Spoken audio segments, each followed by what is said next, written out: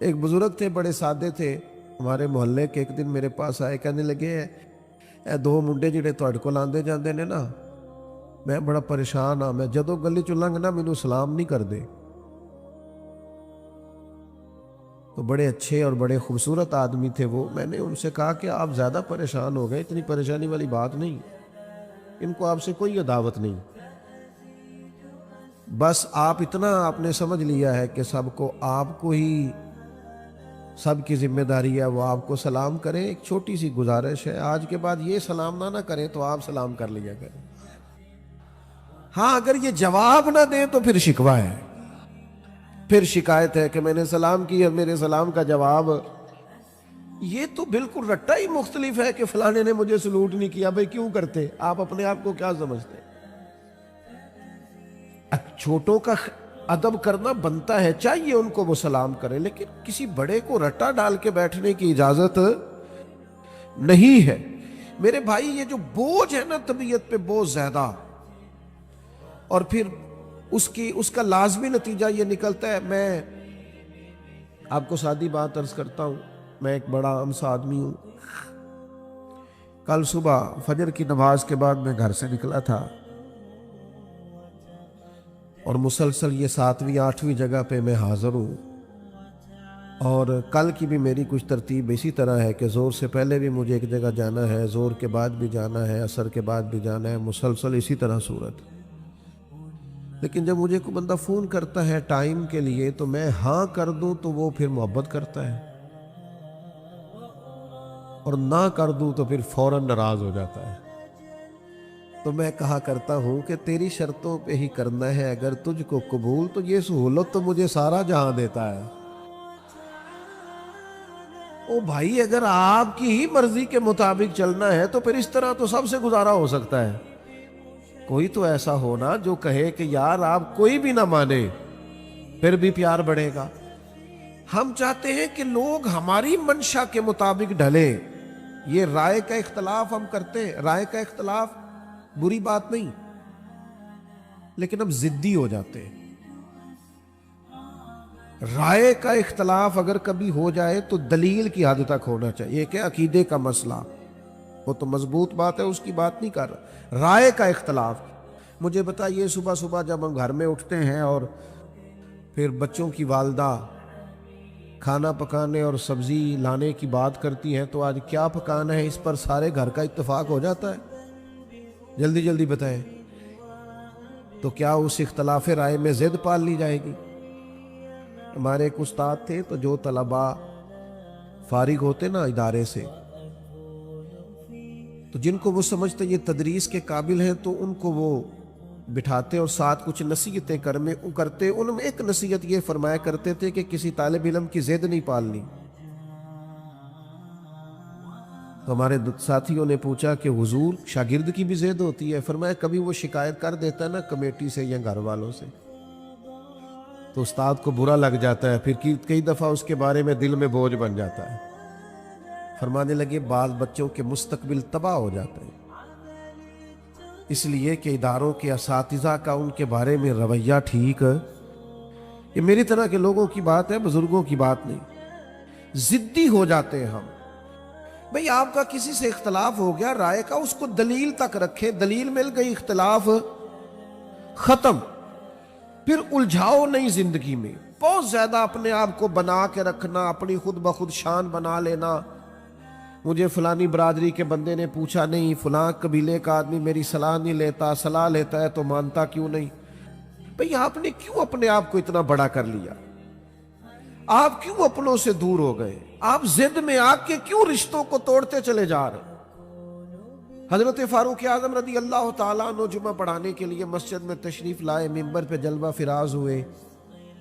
حضرت ابو ایوب انصاری رضی اللہ تعالیٰ عنہ نے جناب فاروق اعظم کو بات کرتے ہی شروع کرتے ہی عرض کی کہ حضور میری سن لے رائے، نہ ہم آپ کی بات سنیں گے اور نہ آپ کی فرما برداری کریں گے۔ اختلاف ہے آپ سے، لیکن وہ دل گردے والے لوگ تھے، انہیں اختلاف سہنا آتا تھا، ان کے اندر گنجائش تھی۔ ہمارے حضرت فرمایا کرتے تھے اپنے دشمنوں کی باتیں غور سے سنا کرو، وہ تمہاری غلطیاں ڈھونڈ ڈھونڈ کے لاتے۔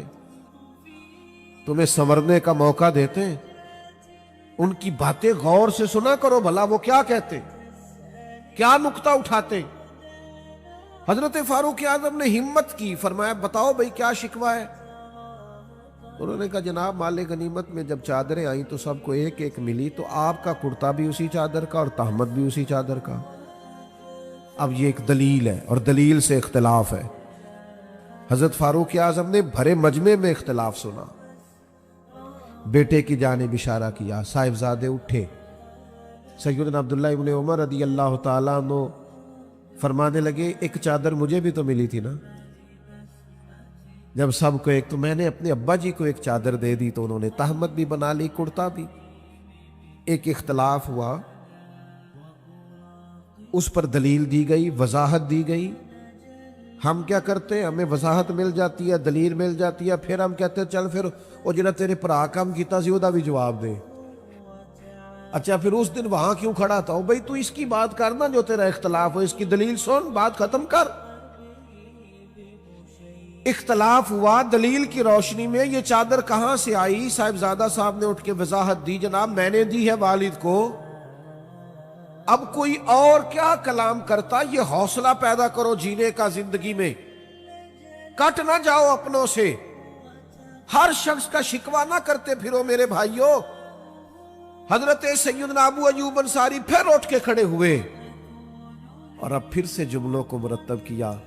कह लेंगे उमर आप पर मेरी मां भी कुर्बान हो, मेरा बाप भी कुर्बान हो।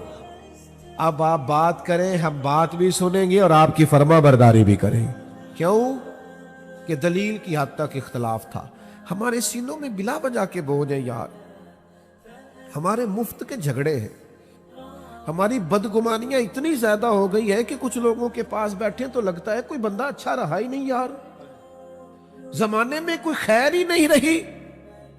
वो मखलूक जिसके बारे में रब कहता है लक़द खलक़नल इंसान फी अहसन तक़वीम, और वो उम्मत जिसके बारे में रब फरमाता है कुंतुम खैरा उम्मतिन, इतने बड़े एजाज वाले लोगों के शिकवे और फिर सहीउल अकीदा लोगों के शिकवे। तो मेरे भाई थोड़ा सा तो गुंजाइश पैदा करें। दो ही बंदे ठीक है, एक मैं ठीक हूं, एक जो हाथ बांध के मेरी हां में हां मिलाता है वो ठीक है, और तीसरा भी ठीक होता है भाई। थोड़ी तीसरी की भी सुने, अपनी तबीयत से बोझ उतारे, अपने गुमान को अच्छा करे। आपको पता है डिप्रेशन और टेंशन सबसे ज्यादा कब होती है? और ये मर्ज गरीबों का नहीं, अमीरों का है ज्यादातर। पाकिस्तान में बढ़ता जा रहा है। अपना ही बोझ माज़अल्लाह लोग उठा नहीं पाते और खुदकुशी करते हैं।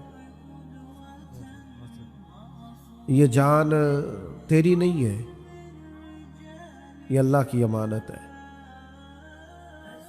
ये तू अपनी मर्जी से ना दुनिया में आया है ना अपनी मर्जी से जा सकता है।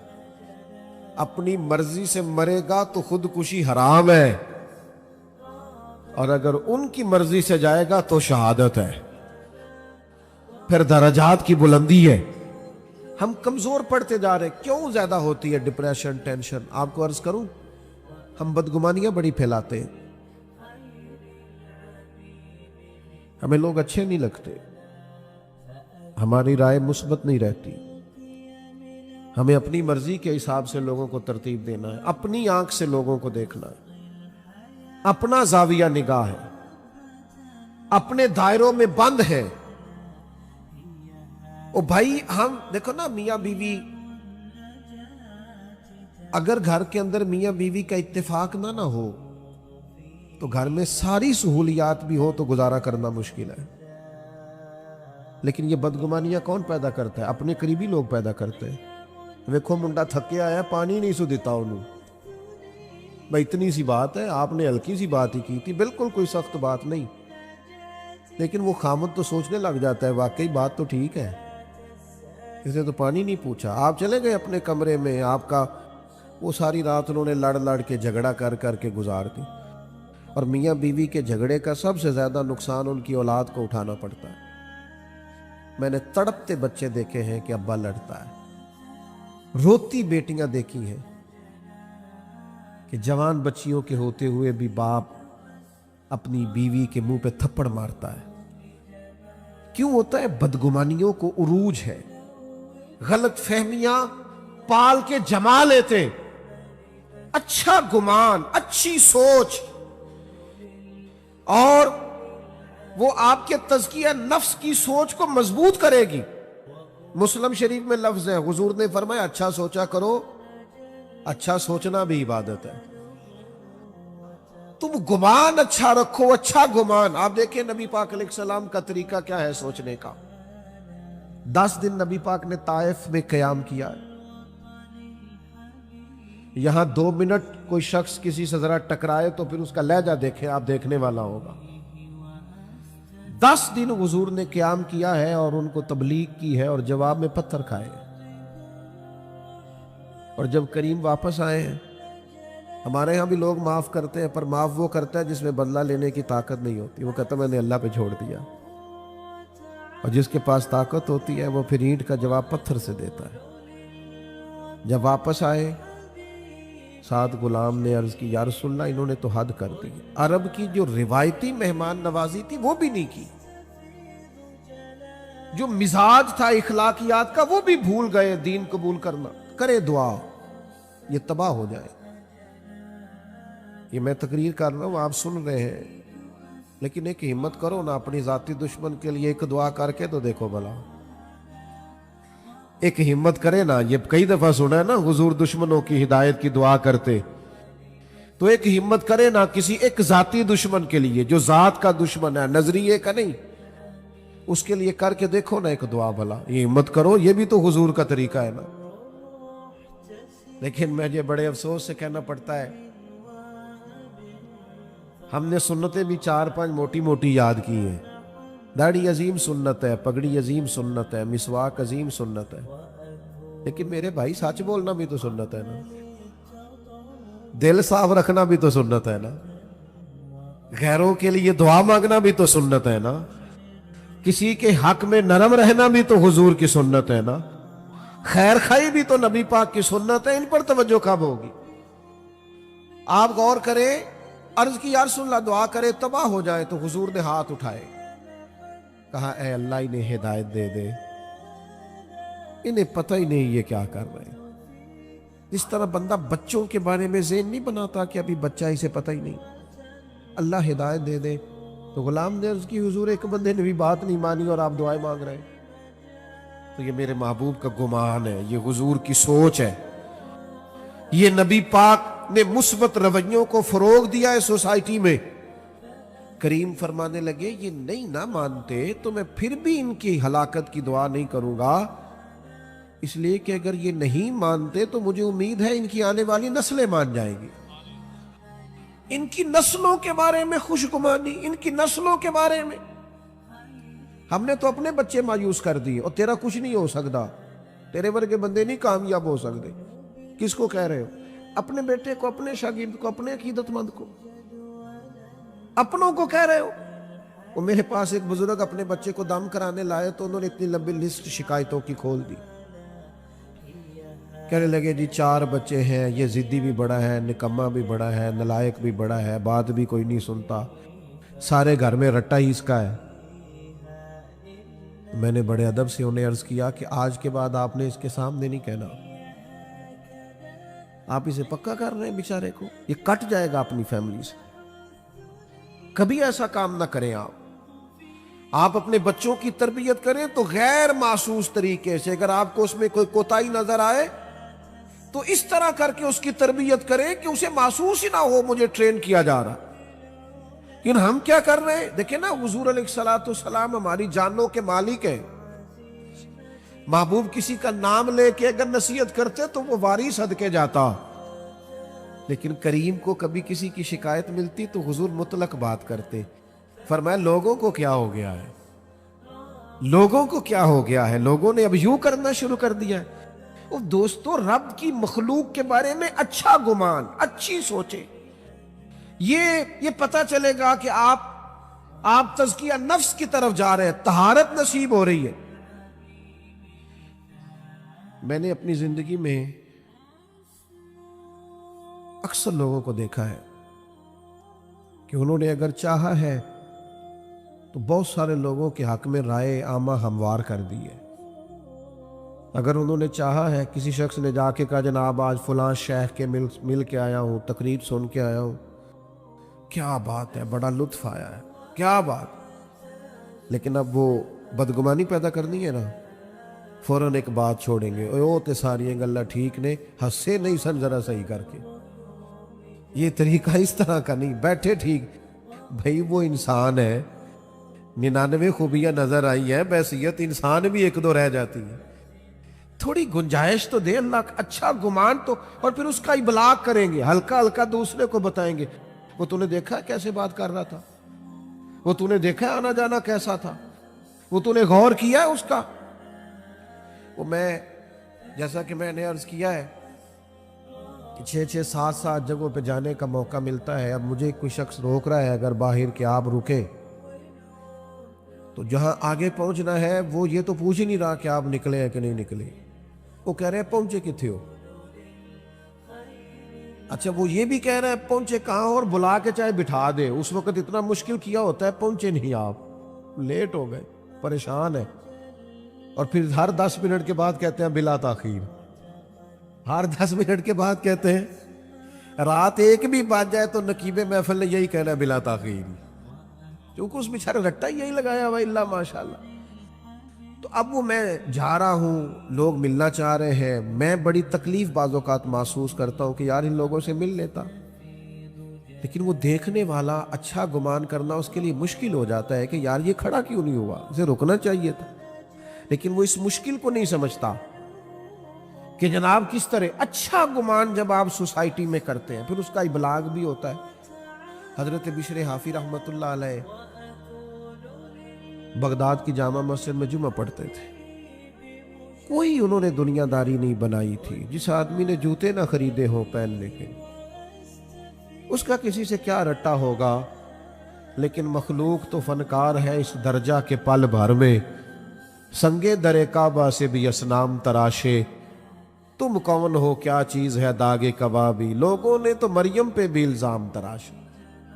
لوگ باز آتے ہیں کوئی شکوہ کرنے سے، جس بندے کا کوئی رٹا نہیں کسی سے، ان پر بھی الزام لگا دیا، شکوہ شروع ہو گیا، بدگمانی، کیا ہوا جی، ایک تاجر کہنے لگا جی بابا صرف جمعے والے دن فرض ہی پڑھتا ہے، باقی نماز ہی نہیں پڑھتا مسجد میں۔ یہ مسجد کے امام پر بعض لوگ بڑی سختی کرتے ہیں، کہتے عصر کی پہلی 4 سنتے نہیں پڑھتا، تو میں نے کہا ضروری ہوتی تو اللہ رسول فرض کرتے، آپ کیوں کر رہے ہیں؟ جس چیز کو اللہ رسول نے ضروری قرار نہیں دیا آپ کیوں دے رہے ہیں؟ تو کہا جناب حضرت بشر حافی صرف فرض جماعت سے پڑھتے ہیں، اور اس نے یہ بات کئی لوگوں سے کی، تو دیکھو یار یہ درویش بنے پھرتے ہیں، بڑے پیر ہیں، اور یہ صرف فرض پڑھ کے نکل جاتے ہیں مسجد سے۔ بہت سارے لوگوں نے سمجھایا کہ یار تمہیں ایسا نہیں کرنا چاہیے۔ بالآخر ایک دن ایک صاحب نے کہا یار تو پتہ ہی کر لے کدھر جاتے ہیں۔ حضرت نے مسجد میں باجماعت نماز جمعے کی ادا کی، مسجد سے باہر نکلے، اور پھر دوڑ کے، اب وہ پیچھے چھپتا چھپاتا تجسس کر رہا ہے، ڈھونڈ رہا ہے کدھر جاتے ہیں۔ حضرت نے جیسے ایک دکان سے نان خریدے تو کہنے لگا اوہو مولوی کو بھوک نے ستایا تھا، سنتیں چھوڑ دی اس نے۔ تھوڑا آگے بڑھے تو کباب خریدے، کہنے لگا عمر دیکھو اور زبان کے ذائقہ دیکھو۔ حضرت آگے بڑھے تو جنگل کا راستہ لیا، کہنے لگا یہ لوگوں سے چھپ کے کھائے گا۔